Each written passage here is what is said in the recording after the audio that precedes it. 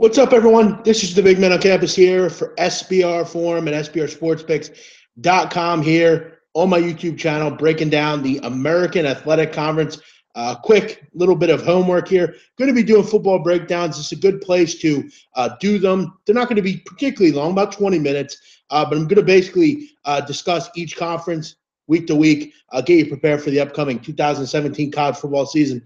Please please share, comment on the bottom. Let me know what you liked, what you didn't like. If you know, over on SBR Forum, I do all the college football stuff coming up here in the coming months. Looking forward to football season.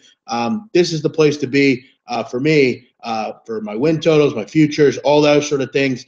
And I hope I can put a little money in your pocket here with the upcoming pigskin season.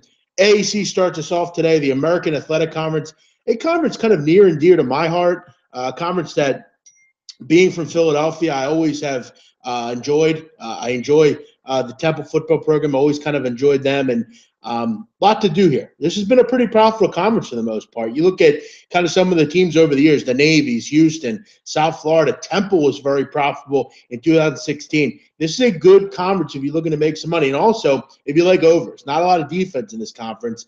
I'm going to try to give you a couple teams that I'm looking forward to in this conference to not only make some money, but to maybe eclipse a win total or to even win this conference and to do some damage come bowl season. You look at the favorite, South Florida, a team that has gone through a little bit of change. You look at Charlie Strong coming in here, heading the pack now that Willie Taggart's going to Oregon. And Strong comes in here, and people are excited down in South Florida. A guy that might have been not big enough at Texas, but I think he's going to fit right in down in South Florida. You look at kind of what they're returning here. Quentin Flowers is back after a very good season last year, 42 touchdowns overall.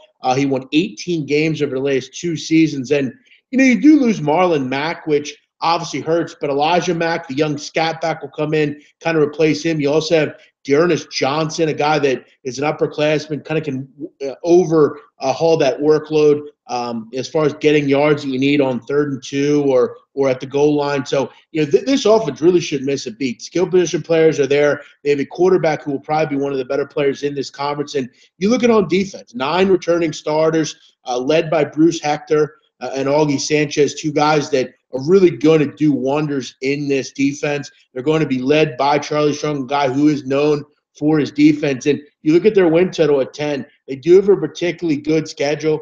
You look at this schedule overall, I mean, not exactly murderer's row. I mean, when you're looking at win totals, you're obviously looking at, for the most part, guaranteed wins. And you're looking at where the games are. Are they at home? Do they avoid some of the big boppers in this conference? I mean, you look at their schedule early on. I mean, San Jose State, Stony Brook, Connecticut, Illinois. You should start the season 4-0. You'll beat Temple. You beat East Carolina, who's going to be bad.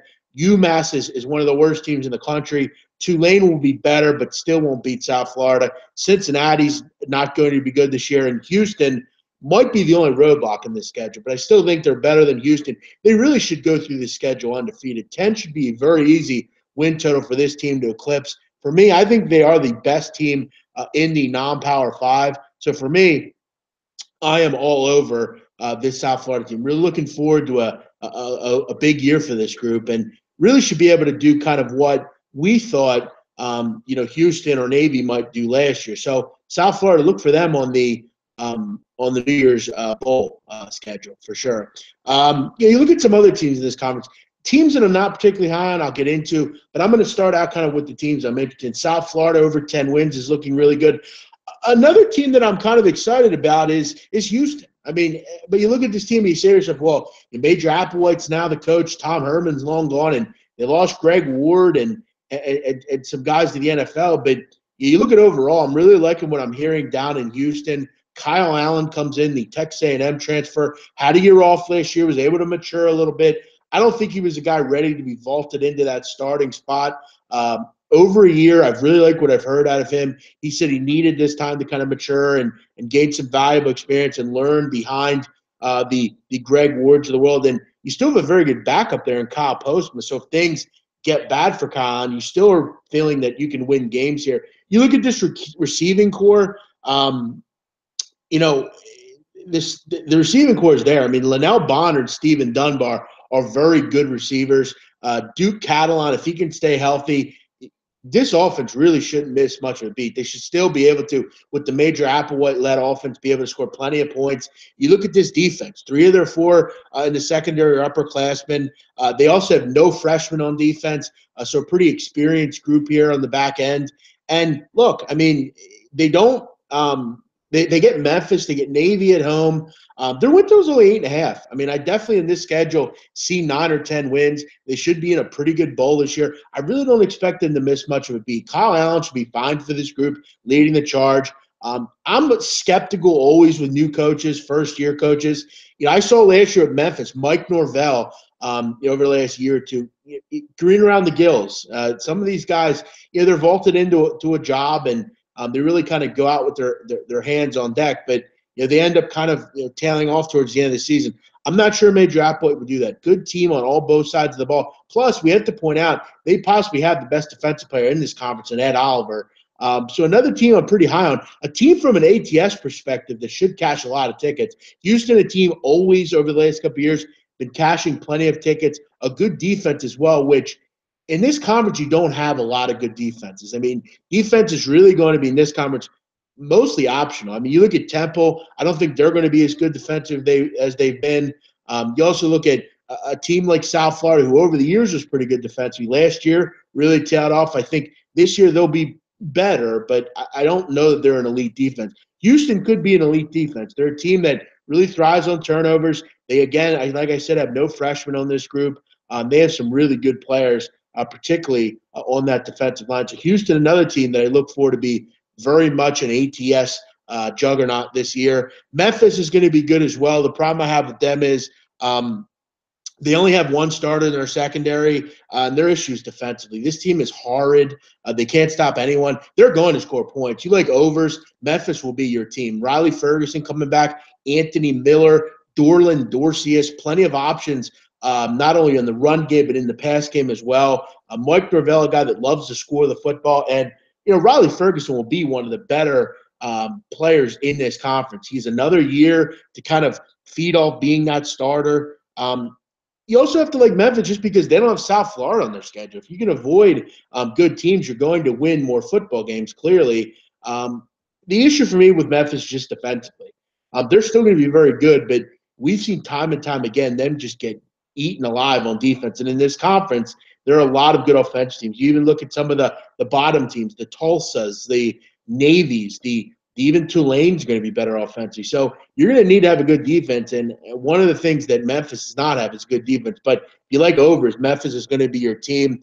Navy, not a lot to say about Navy. A team that's arguably very similar every year. You're going to plug players in to run that option, that spread option. And, it's going to be tough to stop. It's very tough to stop the triple option, the spread offense. You really just have to limit gaps, try to control the spacing of not allowing a ton of room for that pitch and that kind of thing. But it's really tough to prepare for. And, with the way they've kind of been able to shift and push players in, it's really amazing what Ken Niumatalolo does year after year. I mean, most of the time, he's had a lot of new quarterbacks. I mean, Zach Abbey and Will Worth, Keenan Reynolds. And over the last year or so, they've had 3 or 4 different quarterbacks. They have another new quarterback here in Abbey who did play in the bowl game against Temple, got a lot of – or not the bowl game, the bowl game and the AAC final last year in Annapolis. But you look at the backfield, Chris Hyde, Darryl Bonner, guys that have been in the system for a while. The problem for Navy is going to be defense. We lost a lot on defense. Just 5 returning starters, which is concerning. Look, if you've learned anything from Navy as well, going to be a lot of points in their football games as well. The common theme with the AAC is points, good offenses, not a lot of defense. We should see plenty of points, not only with Memphis, but with Navy as well. Let me flip my page here. I do have a little bit of notes. I can't controlly do this off of my mind. A lot of it is just memory, but you also look at some of the other teams. Teams like Tulsa and SMU are, I think, obviously going to be some of the poor teams in this conference to go with the East Carolinas and with the Tulanes. I think Cincinnati's a team that going in the future will be pretty good. Tommy Tuberville did a lot of damage to that program, unfortunately. Put them in kind of a hole. But I think Luke Fickell will rebound this team kind of out of the abyss. They will be able to recruit in Ohio, really probably get a lot of the guys that can't get to Ohio State.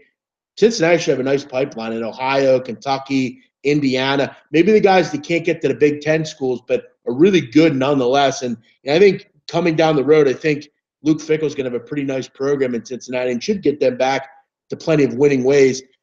Defense, another team that had issues last year. Who's the quarterback here? Is it Hayden Moore? Is it Ross Trail? Just a team with a lot of question marks. Often a coaching change. In 2 or 3 years, Cincinnati will be a contender. Right away, though, I'm not thinking right away they'll be a team that can compete, especially in this conference. SMU, exciting team. Definitely going to be a team that, again, like Cincinnati coming up, Chad Morris is really starting to excel at SMU. He's installing new offensive things. He's got some good players in this team. I mean, Cortland Sutton might be the best receiver in this conference and should be able to score plenty of points. But you look at this schedule, at Memphis, at TCU, at Navy. They do have a 1,000-yard rusher in Braden West. Again, another issue, a common theme in this conference. You look at defensively. Last year, 103rd in the country against the pass, gave up 36 points a game, and I don't see much in the way of improvement here with this group. So for me, another team that I just really can't get that involved with from an against the spread perspective. Look, if they're getting big points against TCU, I will be inclined to take them in that game just because I don't think TCU is going to be very good either. But for me, this would be another team that I'll just continue to bet overs with. You're going to make a lot of money betting on overs. If you've learned anything from what I'm telling you today, bet overs in the American Athletic Conference. It's going to be good more than it's not. Tulane, a team that's interesting that I want to spend a little bit more time on. I really like what they're doing under Willie Fritz. They're a team that for a long time has struggled. I mean, down there to get recruits. You obviously have Texas. You have the SEC schools around, LSU, Arkansas. The Texas schools, like I said, you even have the Georgias, the Alabama. There's just so many schools down there, and if you're a really good football player, you're not going to go to Tulane. A lot of people actually leave this area, but Willie Fritz is building something. He came over from Georgia Southern, instituted that spread offense, which was fantastic. The option at Georgia Southern. I mean, they were really effective year after year. I know if you were with me 2 or 3 years ago, we made a lot of money on Georgia Southern in the Sun Belt Conference, just really running up the score against pretty much anybody. You look at last year with Tulane, they won 4 games. Their win total this year is 4.5, which I think is a little low. I think it's a little conservative, mainly because you look at last year, 4 games they lost by 10 points or less. And many will say, well, who cares? But they were in a lot of games last year. They weren't that same old, whipping boy that they have been. They're really good defensively. They might be the best defense in this conference as far as overall. They're going to hold the football, obviously, with the triple option of the spread, whatever you call it. It eats up a lot of clock. We've seen that. And, if you have a good defense, you really can control time of possession. You really can control kind of what goes on. And I think with this team, they're going to be a low-scoring football team. They're going to play a lot of 24-17 type of games, 24-21. I think they're going to cover a lot of numbers this year. And I think at 4.5, I think that's a little too conservative. You also look at the fact that they finally have a quarterback. They brought in a guy by the name of Jonathan Wade from Kansas State. He transferred over, and I think it was a good move for him. I mean, obviously at Kansas State, a lot of logjam there with Jake Hubner and with Jesse Ertz over the last couple of years. So, clearly there was a logjam at top. He wanted to play right away, so he moved to Tulane, and I think this is going to be a pretty good fit for the kid. I think Willie Fritz will be able to get him going with that triple option, that spread offense, and I really like what I see from Tulane. And you look at the schedule. You look at the winnable games here. And obviously, looking at them, Grambling State, that's a guaranteed win. Tulsa, they should beat. Florida International, they should be able to beat. You have some winnable games against East Carolina, SMU, Cincinnati, and Army. I'm going to go out on a limb. I think this team goes bowling. I think they win 6 games. I think they'll be similar to what we saw from Miami of Ohio last year, a team that really kind of was able to they might lose a couple games early on, but I think towards the end of the year, you might see them go, 4-3, 4-2, and propel maybe to a bowl win. I'll take 5 wins here to cash this ticket. It's definitely one of the ones I'm a little bit more bullish on. Temple, don't have a lot on the Owls. a new coach and Jeff Collins. He comes over from Florida. They need to recruit. They need to get some of their guys in there. Lost a lot last year to graduation. Obviously, their man P.J. Walker's gone, who I don't think it's a whole big deal. I mean, I wasn't a big P.J. Walker guy. I don't think he got much better at all over the years, really. Did lose Jahad Thomas as well, but Rakeem Armstead is a very good running back. They have possibly the best receiving core combined in the conference. I mean, Denzel Bryant's really good. They have some really good options on the skill positions. It's just who's going to be their quarterback. And defensively, they're still going to be very good. I mean, they're not going to lose a beat, but Phil Snow is gone, and they have a whole new regime there. I'm not as inclined with Temple this year just because I don't like backing first-year coaches, especially ones that lost so much to graduation. East Carolina, I don't have much on. They're going to be bad. I don't know what to expect out of this group. Phil Montgomery and Thomas Sirk, quarterback from Duke, comes over. They'll score some points. They lost Zay Jones. This has been a good group of receivers at East Carolina over the last couple of years. Justin Hardy, Zay Jones. What do they have now? I mean, they definitely were hit by graduation, a team that's really going to struggle to win games. I think they're a 2-win team at most, but don't really have much on them. Overall, a couple of the ones that I'm really high on, I like Tulane over 4.5 wins. I like South Florida over 10 wins. I'm going to look at South Florida to win this conference. And some teams that will cover, I definitely like the Houstons of the world, especially out of conference. They've been very good against the spread over the years. And you're going to look for plenty of overs from SMU, Tulsa, Navy. Navy should have plenty of overs. Not a good defense and should be able to really do what they want offensively. So for me, I'll just give out two futures here. I think South Florida will win this conference. I think the final game will be, I don't know. I think it's probably going to be, I don't know. I'll go Houston, South Florida in the final. I think South Florida gets the job done here. I am the Big Man on Campus. You can find my work on Twitter at Jeff Nadu, JFFNADU. You can also find all my sports podcasts over at SBR Forum, SBR Sports Picks on Twitter. I have a show at night, 10 o'clock Eastern, except on Thursdays.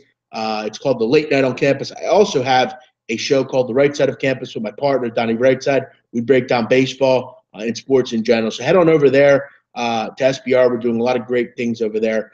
I am the Big Man on Campus, and I'll catch you next time here on the College Football Breakdowns. Next conference, we're going to do the Atlantic Coast Conference. We get the Big Ten Conference. We get the Big 12. Plenty to do here on the channel. Subscribe, like, tell your friends. I'm the Big Man Campus. I'm out.